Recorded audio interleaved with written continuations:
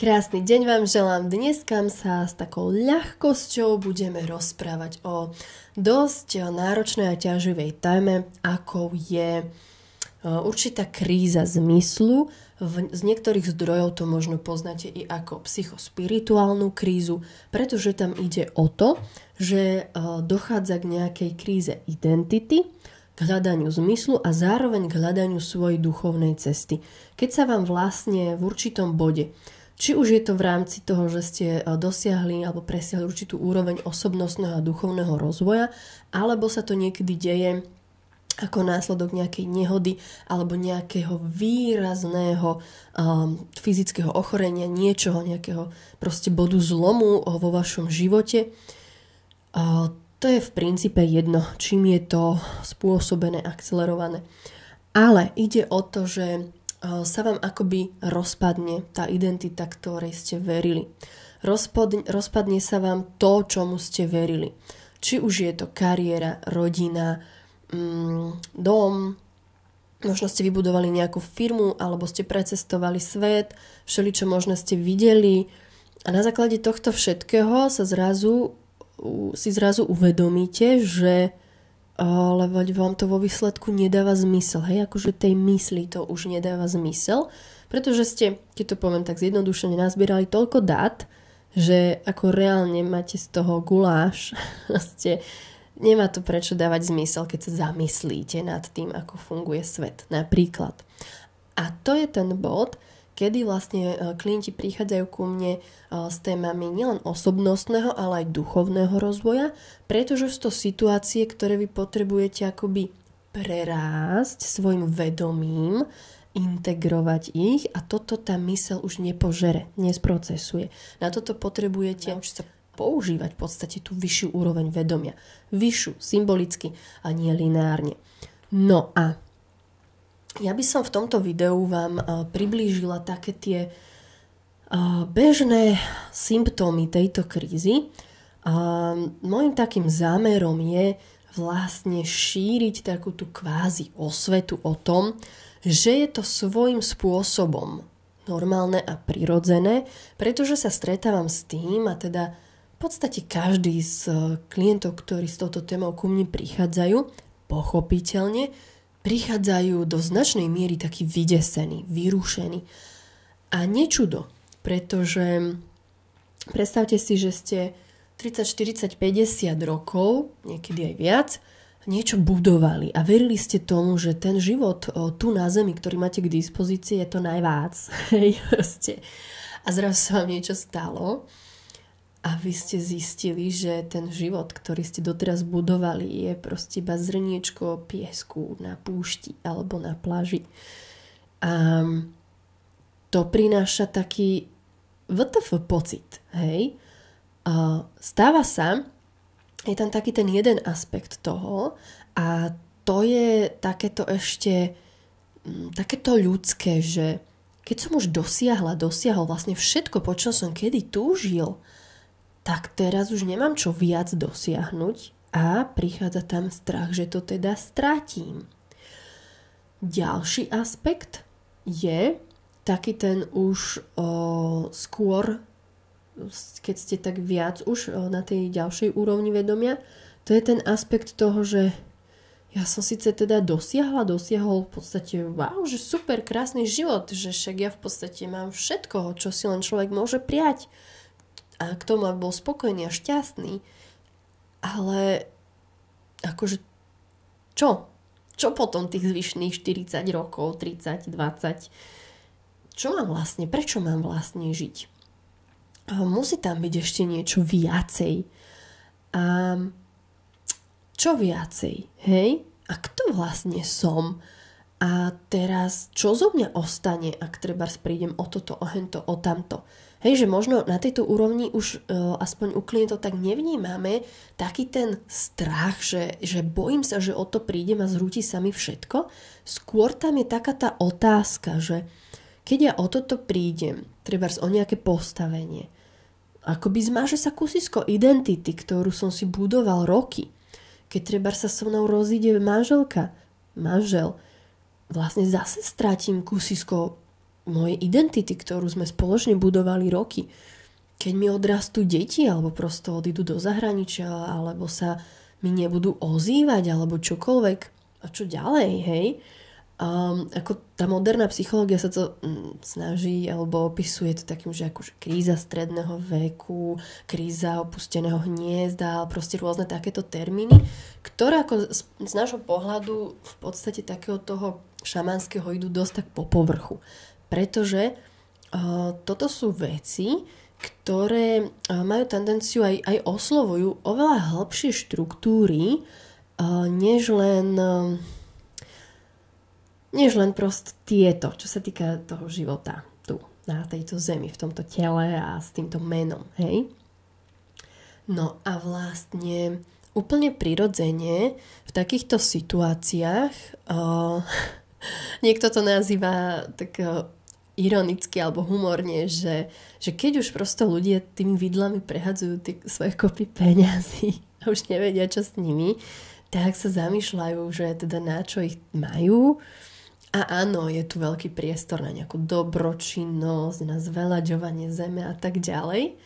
A to aj často robia títo ľudia, ale stále tam prichádza takéto, akože aký to má zmysel toto všetko, hej? A v minulom videu, ak ste ho videli, som sa práve venovala téme peňazí, tak som tam už trošku načrtla vlastne tento fenomén, keď vlastne si uvedomíte, že celá tá téma peňazí je vlastne iba určitá nejaká dohoda, nejaká symbolická záležitosť na tejto zemi, ktorá ako vo výsledku nemá žiaden zmysel, hej? Keď sa na to pozriete z úrovne duše. A keď vlastne už tak načuchnete do tejto úrovne, tak vám dá potom zabrať nájsť ten takú tú svoju mieru toho, že OK, tak do akej miery sa tu budem s ostatnými hrať tú hru o peniaze. Akú vlastne hodnotu im ja osobne pripisujem a ako si vlastne tú dohodu sama pre seba dotvorím, aby mi v tom bolo dobre. Keď už mám ten prístup k tomu, že nahliadam na život z úrovne duše. Akoby hovoríme tomu, že sa tí ľudia tak bytosti sa rozpamätajú. Hej? A toto všetko sa spája vlastne s touto krízou. Čiže, aby som to zhrnula, mali sme tu jednu takú etapu alebo jeden aspekt. A to je taký ten strach. Hej? Dosiahli ste v podstate všetko, na čom záležalo vám. A máte strach, že o to prídete. Hej? Lebo už možno máte pocit, že ste vyšli na špičku toho svojho vysnívaného kopca. A teraz už vnímate, že môžete iba schádzať dolu. A je vám dobre na tej špičke toho kopca, ale zároveň už viete, že sa nepohnete z miesta, akoby nemôžete sedieť proste na tom všetkom, čo máte. Jednoducho ten pohyb je prirodzený, všetko, čo žije, čo sa vyvíja, sa hýbe, i keď to niekedy znamená na oko, že už to bude iba degradovať, že už budete iba prichádzať o to všetko, čo ste nahonobili. A zvlášť je to bolavé vtedy, keď sa to akoby ľuďom podarí dosiahnuť skoro pomerne, hej, okolo 20-ky, 30-ky, do 40-ky, tak vtedy je to naozaj taká otázka, že čo znača tým životom, hej. A ďalšia taká etapa, pre niekoho možno aspekt tejto krízy je, že dobre, možno tam už nie je taký strach, že no tak to stratím, veď aj tak mi to nedáva zmysel. Ale teda, ako mám tráviť ten zvyšok života? Na čom teda záleží? Na čo mám staviť tú svoju pozornosť alebo orientovať? O čo sa môžem ďalej starať? Čo zveľaďovať? Veď človek je tvor činorodý, takže túži niečo tvoriť, vytvárať, zveľaďovať, pričiniť sa o niečo, je kreatívny. A v niektorých momentoch, ak ma tu pozeráte, alebo počúvate nejakí umelci, tak vy to iste veľmi dobre chápete, pretože my umelci máme úplne takú tú sinusoidu, že nedieje sa to iba tak, že po 40-ke si uvedomím, že to nemá zmysel. Hej, nám sa to deje za deň x krát, že proste niečo vytvoríme, je to úžasné a život dáva zmysel, Potom sa na to pozrieme a zrazu to už zase zmysel a nič nedáva zmysel, hej.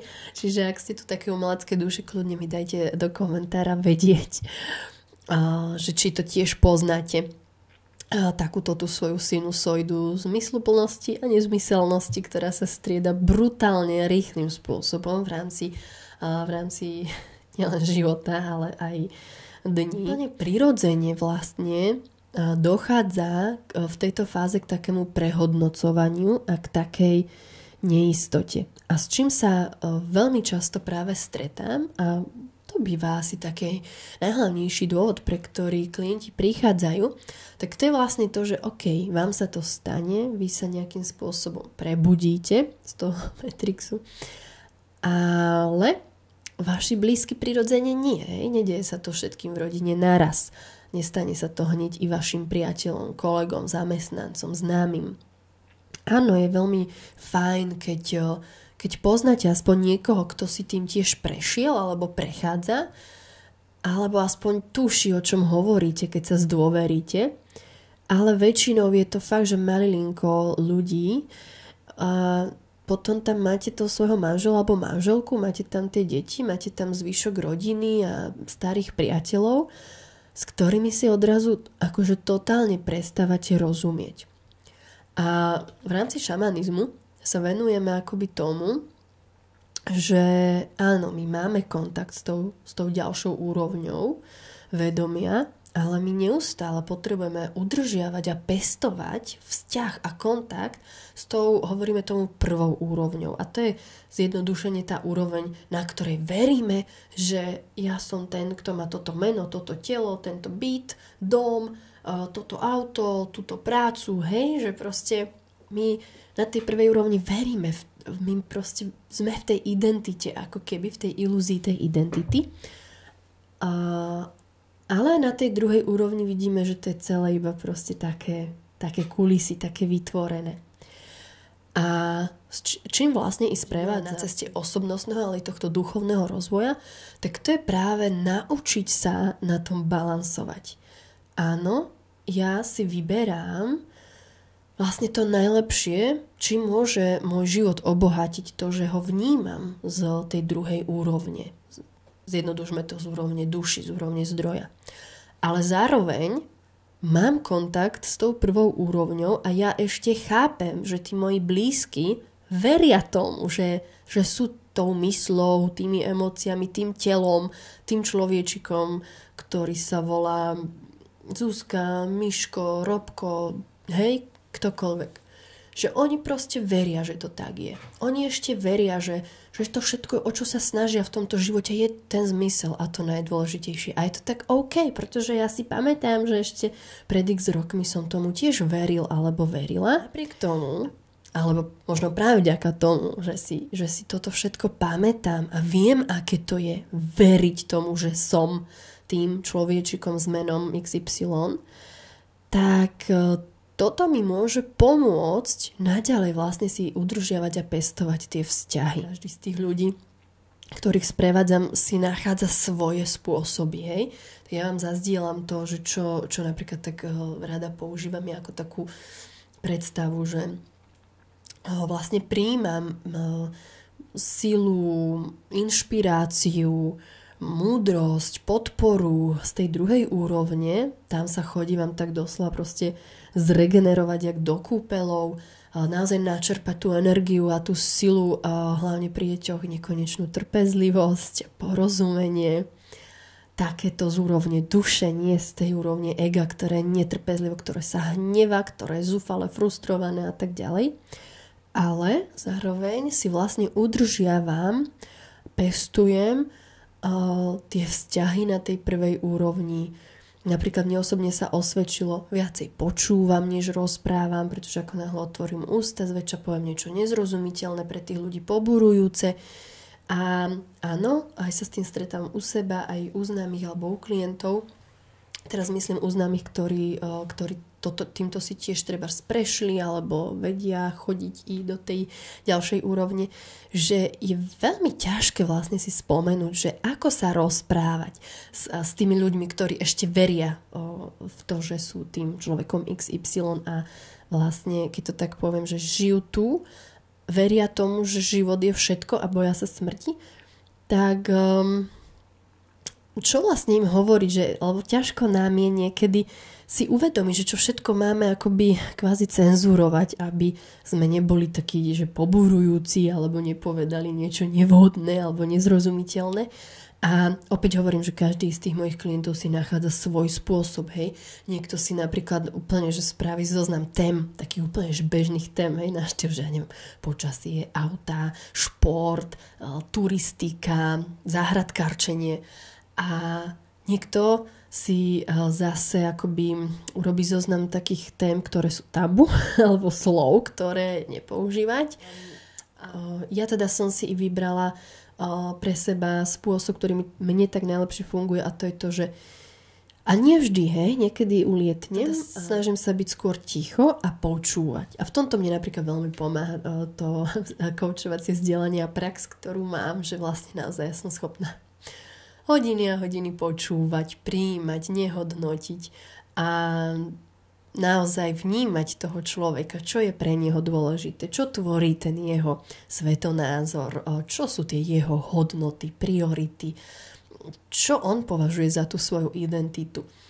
A je to zároveň i práca s energiou v tom zmysle, že určite ste si všimli, ako vás vyčerpáva, keď chcete sa s niekým rozprávať o niečom, o čom sa on rozprávať nechce. Alebo mu poviete niečo, čo vás veľmi potešilo a on nevidí v tom taký dôvod na radosť, tak vám to komentuje a vy zrazu máte pocit, že ste hodili perly sviniam, jak sa vraví, hej. Ale keď sa naučíte vlastne pracovať s tou svojou energiou a naozaj ustrážiť si určité informácie pre seba alebo pre niekoho, kto by im tiež porozumel alebo zdieľal to vaše nadšenie, a to teraz nemusí za ňo nejaké duchovné, mystické zážitky a témy, ale hocičo, čo vám proste urobí radosť, možno nejaké vaše nápady, inšpirácie, tak vždy je fajn si zvážiť, že čo budete zdieľať a s kým. A podobne je to práve aj s týmito záležitosťami, kedy je fajn napríklad mať okolo seba minimálne jedného človeka, ideálne nejakú komunitu, ľudí, ktorí takisto majú skúsenosť s tou druhou úrovňou vedomia, pretože s nimi sa v pohode môžete rozprávať o tom, že čo vnímate, čo sa deje, čo ste si vytvorili, čo ste si uvedomili, čo ste možno uvideli, či už v nejakej meditácii alebo v nejakom sne. A títo ľudia to úplne normálne príjmajú, pretože oni však majú svojich kopec takýchto skúseností a normálne sa o tom môžete rozprávať, navzájom sa podporiť. No ale keď takéto niečo poviete niekomu, kto s tým nemá skúsenosť, tak si to môžete predstaviť, ja neviem, ako keď ste proste fyzik a prídete do komunity, ktorá je proste, že neznáša fyziku, venujú sa nejakým humanitným trebárs vedám a absolútne vás ani nechcú počúvať, pretože vy len poviete slovo fyzika a oni to považujú za nadávku, za niečo, z čoho sa im stávajú chlpy a robia výražky, takže jednoducho vás pošlú kade ľahšie. Hej, no a podobné je to vlastne aj s tým, keď vlastne bežným ľuďom, ktorí s tým nemajú skúsenosť, by ste hovorili o nejakých svojich zážitkoch a uvedomeniach. Preto je fajn, lebo nerobí to teda dobre tým vzťahom. Možno som sa i zamotkala trošku, ale ide teda o to, ako som už načrtla, že toto je jedna z takých hlavných tém, s ktorou prichádzajú ku mne klienti, že vlastne ako si pestovať tie svoje vzťahy, lebo však oni majú radi tých svojich partnerov. Teraz tým nemyslím, že ich majú spravidla viac, ale že teda partnerku alebo partnera. Majú radi tie svoje deti, svojich rodičov, svojich priateľov starých. Však to nie sú zlí ľudia, proste majú ich radi a tým duplom, že už sa vedia na to i pozrieť z úrovne duše, tak zrazu majú radi aj tých, ktorých na úrovni ega neznášali alebo s nimi súperili. Takže majú všetkých radi, len si s nimi proste nerozumejú. A tak práve si hľadajú tú cestičku, že ako si s nimi teda nejakým spôsobom porozumieť. Hľadajú akoby tie piliere, že teda OK, že na čom teda vlastne stojí ten ich vzťah. A A toto je možno i taká inšpirácia pre vás, ak sa vás táto téma týka, ale zatiaľ necítite treba potrebu mať nejakého svojho sprievodcu alebo akokoľvek si to nazvete touto témou, tak kľudne, ak je to nejaká vaša výzva, že dobre, že máte už nejaké tie skúsenosti z tej druhej úrovne, ale chcete ďalej normálne tu fungovať v tomto svete, v tomto tele z mäsa a kosti, v tomto živote, tak si kľudne môžete tak zmapovať, že na čom teda stoja tie vaše ľudské vzťahy, ktoré sú to tie témy, ktoré ich stmelujú, ktoré sú to tie témy, ktorým sa trebárs radšej nevyhnete v zmysle, že ich vytesníte. Prosto vy viete, že to je téma, s ktorou nerobí dobrotu, keď začnete o tom hovoriť s tým človekom. Tak si to jednoducho tak úplne do pohody láskavo zvážite, že dobre, no tak o tomto teda spolu hovoriť nebudeme, o čom inom teda spolu môžeme hovoriť. Sústredíte sa trebárs na zážitky, ktoré máte spoločné, ktoré viete zdieľať, na radosti, ktoré viete zdieľať. A teraz mi napadlo, že ako hovorím o radostiach, tak tam mi hneď ide i téma starostí svojím spôsobom.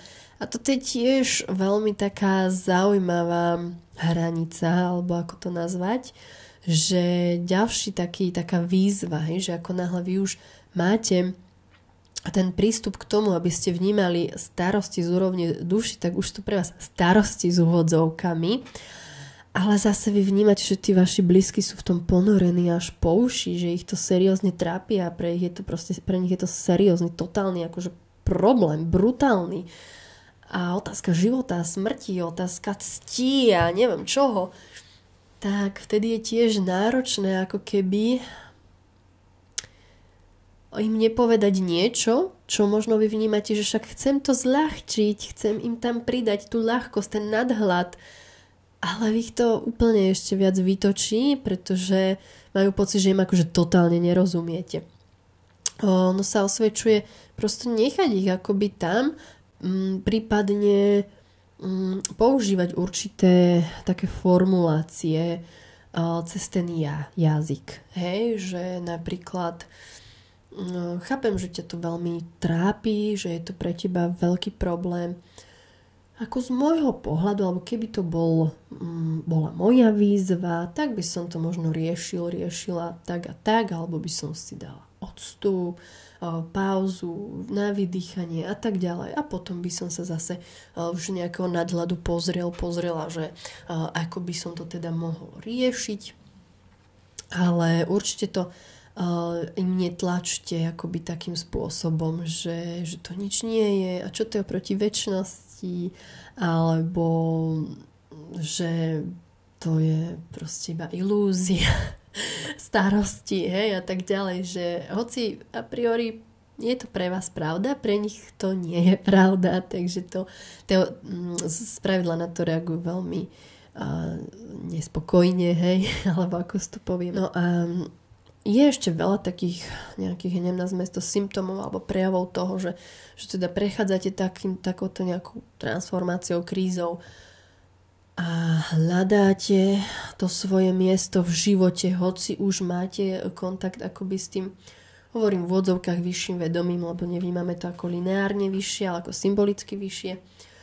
Ale na čo by som hlavne teraz chcela spomenúť ešte na záver tohto videa, ktoré je už nejaké dlhé, tak to je vlastne fenomén určitej takej hrdosti a pýchy, ktorý je dôležité mať na zreteli. Je to úplne prirodzené, že ako náhle my máme skúsenosť s nejakým mystickým zážitkom a teda vrátime sa naspäť do našej každodennosti, opäť sa dostávame do sféry i nášho ega a začneme byť nejaký hrdý, pyšný na to, čo všetko sme zažili, čo všetko my poznáme, čo všetko my vieme. Prejavuje sa to napríklad tým, že máme tendenciu o tom hovoriť úplne všetkým, aj tým som si prešla a opäť viem, že to teda nerobí dobrotu v tých vzťahoch. No. A zároveň potom je tam ďalšia taká vec, o ktorej som akurát nedávno čítala na Instagrame. u niekoho, že vlastne sa títo akoby v úvodzovkách duchovní ľudia teda delia na takých a onakých a toto je teda to dobré a toto je to zle. Ale teda naozaj dovolte si vrátiť sa opäť do tej úrovne, kde ste do tej úrovne toho zdroja, kde ste načerpali všetky tie vedomosti, na ktoré ste potom v egu takí hrdí. A pripomeňte si, že tam neexistuje žiadne dobre zlé, hej. A možno ak túto skúsenosť nemáte, tak ste tam možno ešte teda neboli. Ale pointa je, že naozaj z tejto úrovne je všetko prosto jedno, lebo je to všetko fajn. Ono až potom, keď sa zase vrátite späť do tej ego úrovne, tak vidíte niečo čierne, niečo biele, niečo dobré, niečo zlé, niečo strašné, niečo veselé. A to je to, že ja neviem, napríklad, že venujem sa osobnostnému a duchovnému rozvoju a ten môj muž sa vôbec neposúva, alebo tá moja žena sa vôbec neposúva. A proste to je strašné, ako môžem mrhať tým svojim životom a vôbec sa neposúvať, nechodiť na jogu a nechodiť na sound healing a necestovať a nespoznávať všeličo a seba. A toto je práve tiež taký ten aspekt toho, že kľudne si dovolte vystúpať zase naspäť na tú úroveň alebo ísť zdroja. A z tejto úrovne sa pozrite na tohto človeka a vy zrazu si uvedomíte, že jejda, však to je všetko tak, ako to má byť, veď toto je tá jeho skúsenosť, takto sa rozhodol, takto si to tvorí, dobre, fajn, ok, rešpektujem, však ja mám k dispozícii svoj život a ja si zvážim teda sama pre seba, že ako ho chcem teda využiť, čo vlastne je pre mňa tým zmyslom života, čo teda považujem za také, že chcem si to zažiť, keď už mám k dispozícii to telo. Ale vtedy naozaj neriešite, že čo by mal kto robiť a čo nemal robiť a čo robí, čo nerobí. Proste vtedy to absolútne príjmate, dáva vám to zmysel, pretože to nemá zmysel. Je úplne normálne, že sa to stáva, pretože my ako náhle sa vrátime zase sem, tak na nás pôsobí i to telo, v ktorom žijeme a v tom tele sú rôzne záležitosti, rodové traumičky, presvedčenia, všeličo tam je, iba vlastne v momente, keď to telo absolútne uvoľníte, tak dokážete sa od toho ako náhle proste fungujete, aby ste niečo urobili, hej, ja neviem, navarili, vyniesli smeti, zarobili tie peniaze, vystrojili deti do školy, tak je jasné, že zase na vás vplýva to všetko, čo sa tuto na zemi deje, čo sa deje v tom tele a zase máte k dispozícii toho svojho kamoša ego, ktoré proste má tendenciu hodnotiť a riešiť, kto čo by mal, s tým rozdielom, že už si akoby pamätáte na tie mystické zážitky a toto robí potom takúto funny paradoxnú šarapatu, hej, že čím duchovnejší človek, tak tým viacej hodnotí a odsudzuje. Ale toto je zase iba taký bullshit, hej, to je tiež niečo, čo sa dá prerásť, na čo môžete pracovať. Takže to je za mňa dnes všetko. Dajte mi vedieť, koho z vás sa týka táto téma krízy, zmyslu, identity, možno jaká teda psychospirituálna kríza. Hľadáte možno niečo, čo by vám teda dávalo zmysel v tom všetkom. Možno máte rôzne skúsenosti napomedzi života a smrti. Možno, že ste už v tom bode, že sa nebojíte smrti, že skôr je pre vás akože WTF výzva ten život. Aj s tým sa stretávam. Takže určite sa budem tešiť a dávam vám sem pod video vlastne odkaz ešte na newsletter Wellness pre dušu, koho zaujíma viac ísť do hĺbky, koho zaujímajú aj záležitosti, ktoré sa takto verejne do priestoru už radšej nedávajú, tak sa budem na vás tešiť v newsletteri Wellness pre dušu. Ak poznáte niekoho, komu by toto video mohlo byť užitočné, tak určite bude rád, keď mu ho prepošlete. A ja sa budem tešiť za každé srdiečko alebo komentár. Majte sa krásne.